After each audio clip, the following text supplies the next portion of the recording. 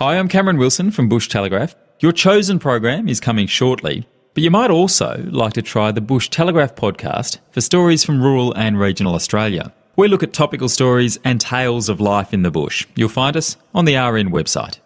Lynn Malcolm with you for All in the Mind on RN. Today, sleep and the wandering mind. Cheer up, sleepy dream.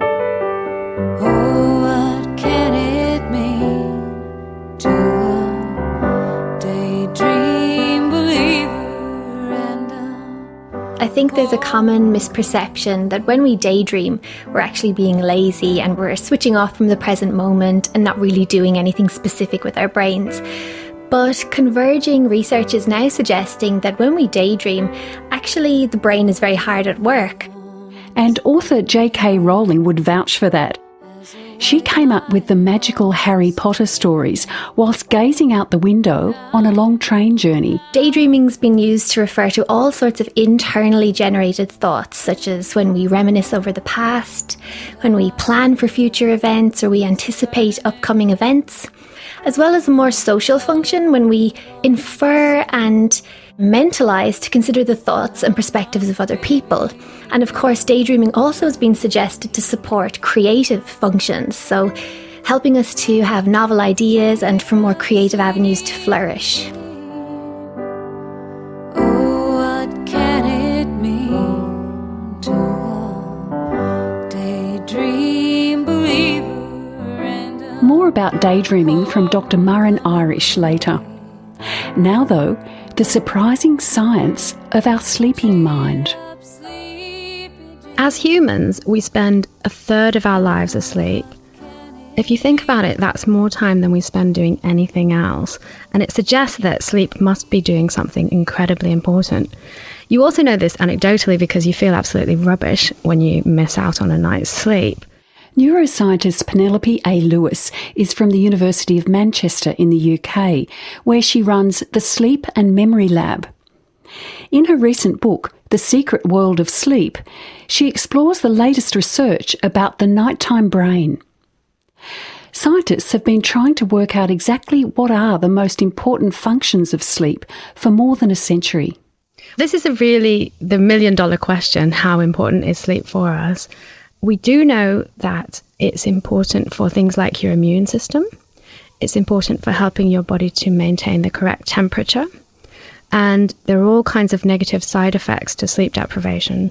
Some of the things are really obvious, that you just might not feel in a particularly good mood and you might feel tired the next day. But some of the other side effects are a bit more subtle. So, for instance, it's very hard for us to encode, so that's learn, new memories when we're sleep deprived. There have been studies that show that the hippocampus, that's an area of our brain that's involved in learning new memories, has to work incredibly hard to code new material when we're sleep deprived. Not only that, but also our judgment seems to be clouded when we're sleep deprived. So if we have to make a difficult decision or even a moral type judgment, that seems to be impaired, and we might do things that we wouldn't normally do.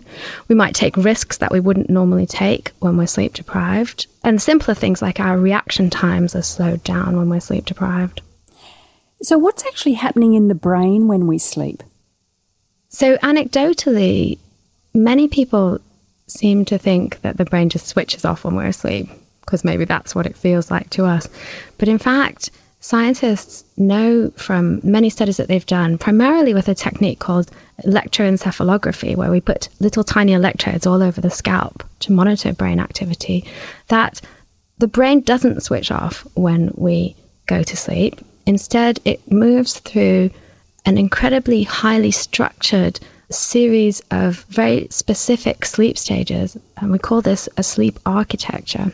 So each of these stages is characterized by different kinds of brain activity and also different concentrations of chemicals in the brain. And we think that each of these stages is important for different things and that they act together to build up or to support the overall functions of sleep. The stages of sleep are defined by different levels of electrical activity in your brain. After moving through quiet wakefulness to stages 1 and 2, you reach the deepest slow wave sleep. Then the final REM sleep has some unusual characteristics. Although you're still deeply asleep, your eyes move rapidly beneath the lids. All your body muscles are paralysed and you have no temperature regulation. The whole sleep cycle takes about 90 minutes and it repeats through the night. Penelope Lewis's main focus is the relationship between these sleep stages and memory. Scientists think that the different kinds of brain activity in these different stages indicate that they're doing very different things. And what we're trying to work out at the moment is what those things are and how they map onto the different stages. With respect to memory consolidation, which is what I work on, I can say that there's lots of evidence that slow wave sleep, so these high amplitude slow oscillations, are important for strengthening many kinds of memories and potentially also for extracting out generalities out of a corpus of information. The sleep spindles, the high frequency activity that happen sporadically during stage 2 sleep, so that's an earlier stage of sleep, those seem to be important also for strengthening some kinds of memories, particularly procedural skills, so things like riding a bicycle or playing the piano, which you can do but couldn't tell someone else how to do. And those sleep spindles are really interesting because they occur specifically in the areas of cortex that were involved in learning. And we think they might indicate the replaying of memories. That's thought to be really important for strengthening them. Rem sleep is a bit more of a dark horse at the moment. Rem sleep has been linked to strengthening procedural memories, but now some of that research is being questioned a bit more.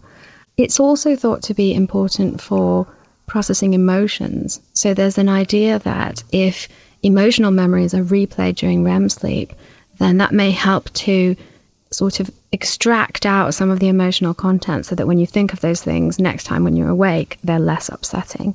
But again, that research is at early stages and we simply need to look at it a bit more. So what's happening is that there's a type of rehearsal going on during sleep to help with your memory. That's what we think. So we know that many kinds of memory are strengthened during sleep. And one of the main theories about how that strengthening occurs is to do with rehearsal. So we know that memories of things that you were doing recently in the daytime, particularly things that are important to you, like they're really emotional or you've been told you need to remember them, are spontaneously replayed during the sleep that you get soon after that. And that replay seems to act like a kind of practice in the brain. So when we say replay, I mean that the neurons which were involved in doing that task, in learning that information initially, spontaneously reactivate or replay while you're asleep. So you can see how it's like practice in that it can strengthen up the connections between neurons that are involved in that representation. So can we control this and use sleep to remember and learn better? We think that we can, and this is part of the reason this area of research is so interesting at the moment.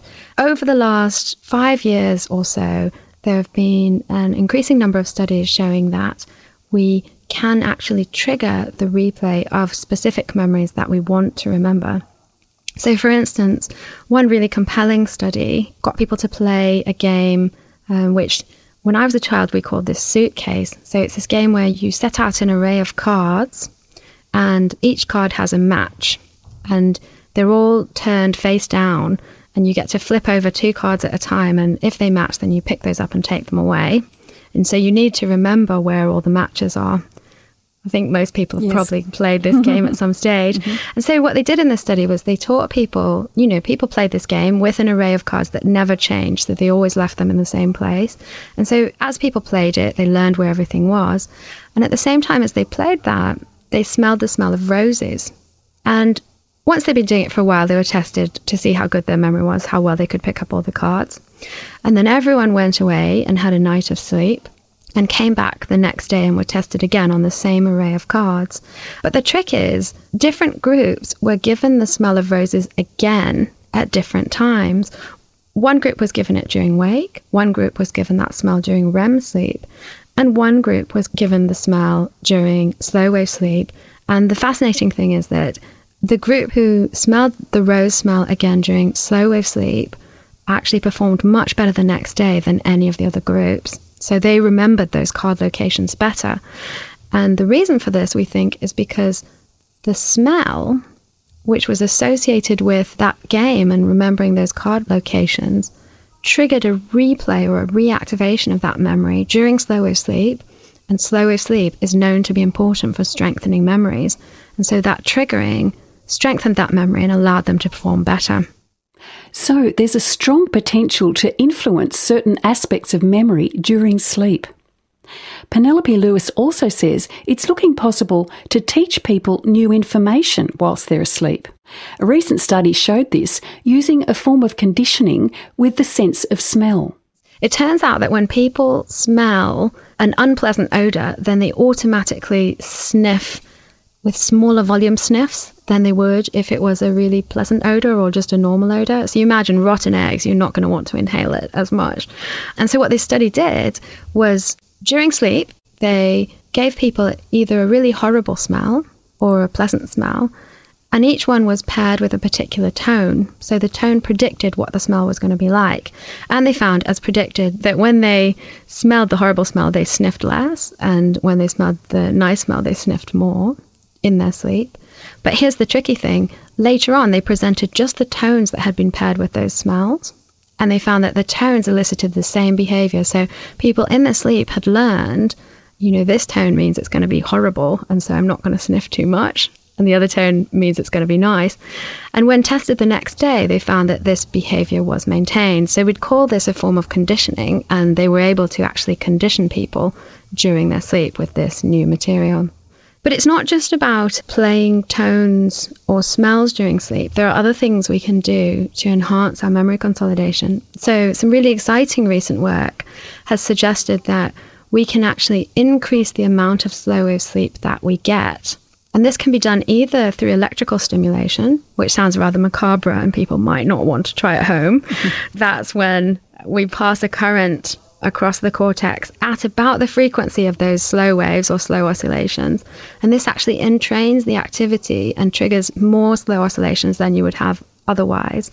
And that's been shown to strengthen the amount of consolidation that you would get to your memories. So you get better memory consolidation. A more maybe user-friendly in the home technique that's being explored at the moment actually just uses sounds. So if tones are played softly at the frequency of slow waves, so that's about 0.75, 0.8 hertz, then these can entrain the slow oscillations, kind of tidy them up. They become bigger oscillations, they have a higher amplitude, and they've been shown to be more effective at memory consolidation as well. These are really new techniques. They're very much being explored at the moment, but we're quite hopeful that in the future we'll be able to enhance people's sleep with these. That will enhance consolidation, and it might potentially also help people with conditions like insomnia. There's a really important potential application in people who are getting older and therefore don't have as much slow wave sleep. So in people over the age of about 65, slow wave sleep reduces dramatically. And this is thought to potentially be one thing that's linked to some of the symptoms of aging, like memory loss and even cortical decline in the frontal cortex. A recent paper came out last year which showed that the extent to which slow wave sleep is reduced in older people actually predicts the cortical decline. And so it's possible that if we can artificially increase the slow wave sleep that these people get, then we might be able to help to prevent some of those symptoms or postpone them or slow it down. How often do you wake up in the morning and suddenly come up with a solution to a problem you were grappling with, or made a clear decision about something you were unsure about the day before? It fits with the old adage to sleep on it. Is there wisdom in that? I think it's fantastic advice. There's been quite a bit of evidence in recent years that sleep can actually help us to make tricky decisions, and it seems that this may be because it helps us not only to strengthen memories, but also to sort of pull out the gist information from a set of memories. And pulling out the gist information often provides us with an overview, the big picture, which might then let us make a sensible decision. So an example of a case where sleep has been shown to help with tricky problem solving comes from a task that we call the rapid association task. And in this case, what happens is people are given a sort of a brain teaser. I might give you the words tooth, potato, and 16 and ask you if you can think of anything that associates all of them. And the answer, which some of you will have come up with, is sweet. So sweet tooth, sweet potato, and sweet 16. So that binds together all of those words. And it's been shown that if people are given a number of these problems and their performance is measured, and then they're allowed to have a break of a couple of hours with one group sleeping during that time and the other group not sleeping, then people who sleep, and particularly people who have Rem sleep in that time, seem to be better able to get the answer. And so that kind of data suggests that sleep is actually allowing us to pull out the associations between information that's linked, but the link is a bit more tenuous and maybe doesn't pop into our mind straight away. So it may be something about the fact that this information is being subtly replayed in our minds while we sleep that allows us to make those linkages. But that's an area that we still need to explore. What about the connection between sleep and our emotions, the way we remember emotional events through sleep? So this is a really interesting one. There's a bit of controversy in this area, so that there are two competing ideas. One idea, which has been very popular and is very intellectually compelling, has been labelled the overnight therapy hypothesis. And this comes from Matt Walker, now at Berkeley. And the idea is this: we know that memories are replayed during sleep, and that includes emotional memories. Now, during Rem sleep, our pharmacological milieu is such that even if we replay something that's very upsetting, then we can't have all of the bodily responses that are associated with this. And this is because a neurotransmitter called noradrenaline is at a very low level during REM sleep. And noradrenaline is needed to experience these bodily responses. So that means our heart rate can't increase, our skin conductance can't increase, those kinds of things. And those kinds of responses are necessary for experiencing an emotion. And so what Matt Walker says is that if you replay upsetting or traumatic emotional memories during REM sleep, then this will strengthen up the content of the memory, but it may weaken the emotionality of that memory because you won't be experiencing those physiological responses at the time while you're replaying it.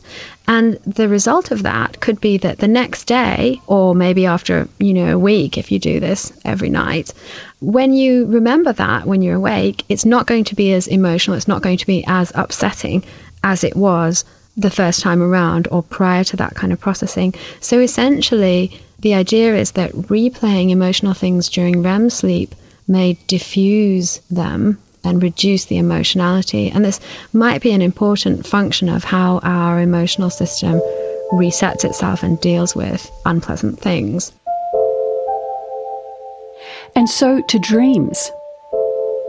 What can neuroscientists tell us about them? We really don't know a whole lot about dreams, is the honest answer. Neuroscientists have explored the physiological basis of dreams, and we know that there are particular areas in the brain that are necessary for people to have dreams, and if those areas are damaged or if those systems are damaged, then dreaming can be reduced or even completely lost. And there are different ideas about what the functions of dreams actually are, and also how dreaming might relate to replay of memories and memory consolidation. So one hypothesis is that although most of the replay of memories that happens when we're asleep is subconscious and we're completely unaware of it, it's possible that occasionally that replay is strong enough that it reaches consciousness and manifests itself as a dream. So that if that view is correct, then our dreams could be indicators of what we're replaying and what's getting consolidated. So they're sort of epiphenomena, if you like, of that process that's happening anyway. And we'll delve further into the world of dreams on All in the Mind next year. Penelope Lewis is Director of the Sleep and Memory Lab at the University of Manchester and author of The Secret World of Sleep, published by Macmillan. You're listening to All in the Mind on RN, Radio Australia and online. I'm Lynn Malcolm, and we're discovering what happens when our minds are at rest. Are you a daydreamer? Do you often find yourself gazing out the window in a world of your own thoughts? It can feel like a waste of time, but it's actually an essential part of human life and sets us apart from other animals. Daydreaming is the passion of Dr. Maren Irish, who's from Neuroscience Research Australia.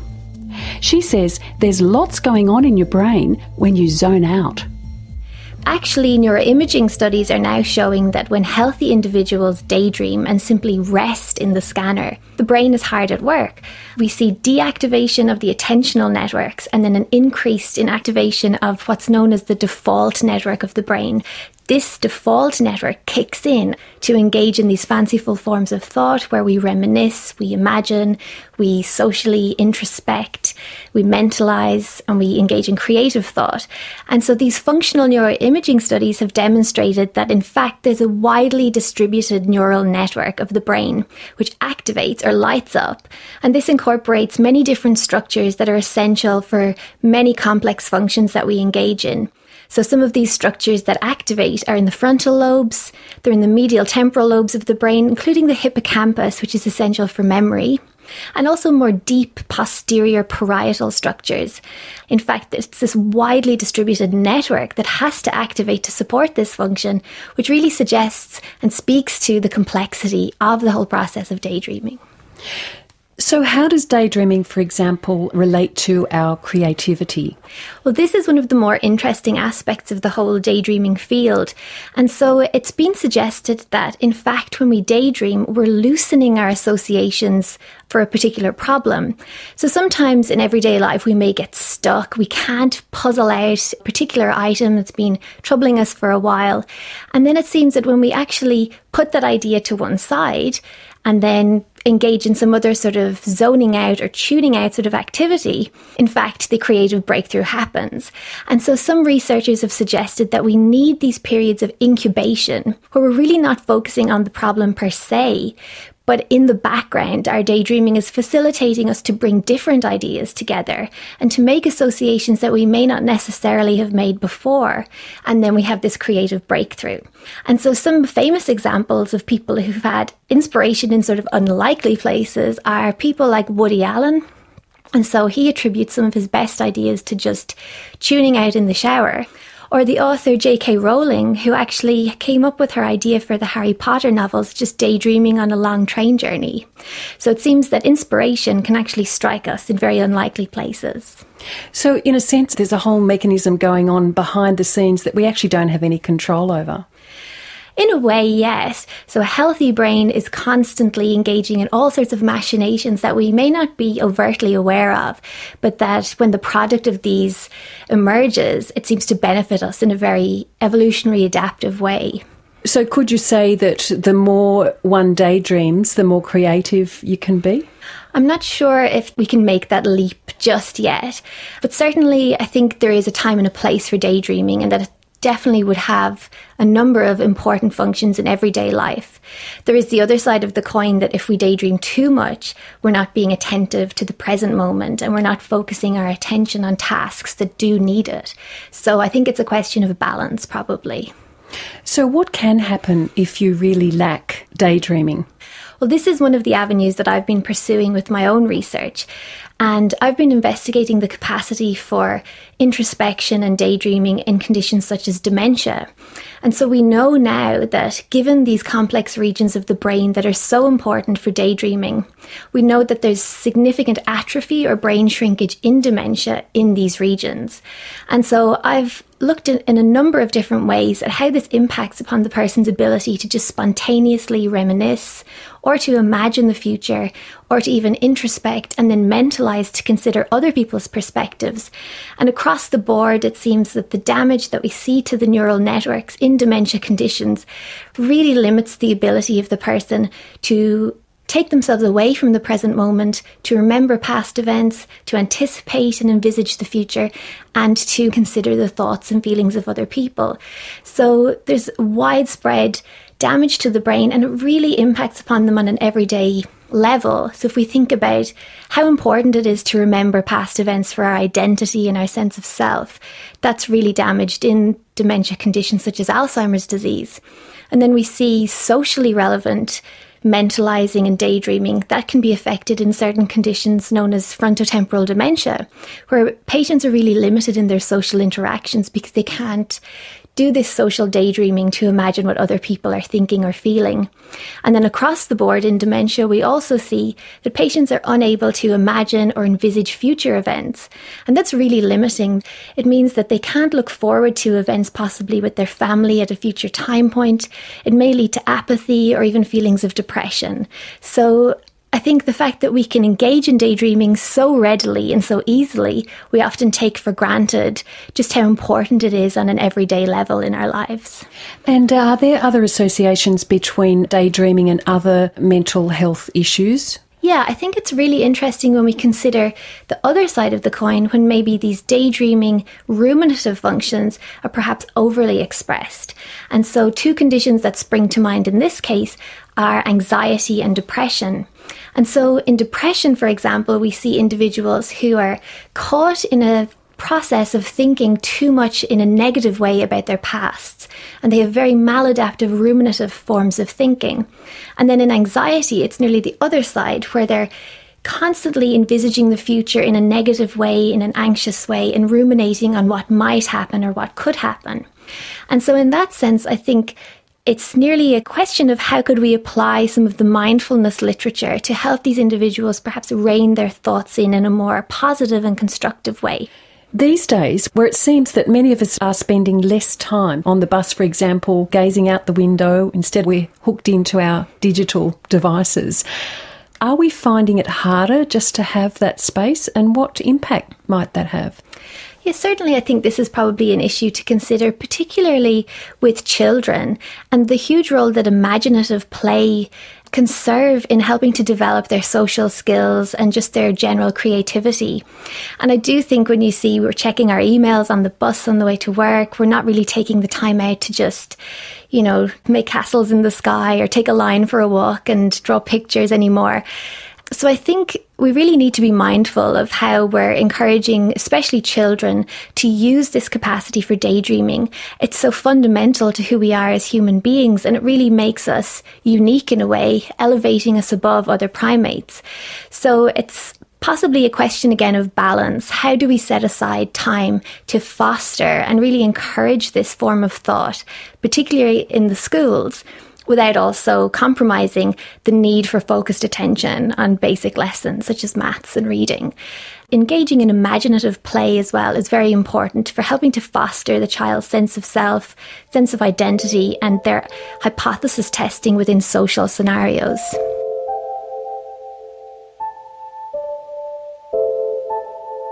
I often find that when I actually do stop paying attention to a problem, that's when I get my best source of inspiration. I find myself that I tend to have a lot of my good constructive forms of thinking late at night, to the point where I used to keep a notebook by my bed to write down ideas.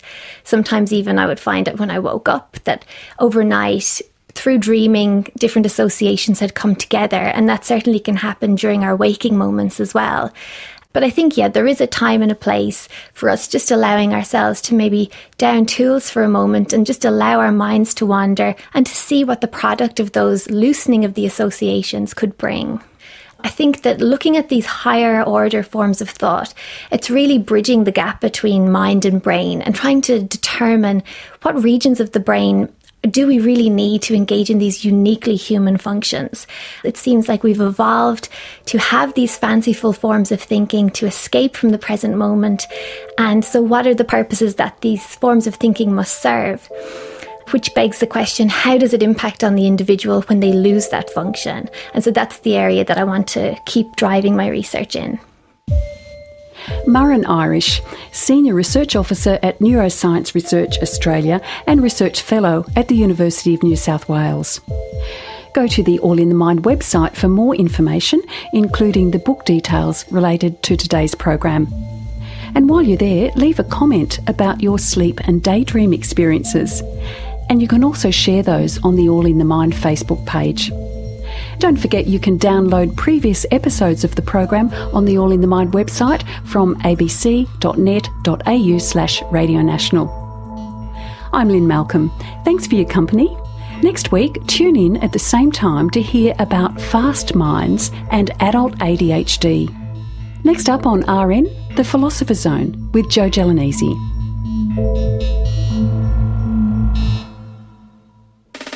It's the worst crisis you've never heard of, so warned the US ambassador to the United Nations.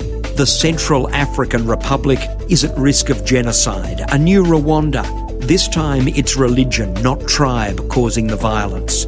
What began as a fight for land and the treasure that lies beneath has taken on a religious tone. Download this story at the Religion and Ethics Report on the RN website.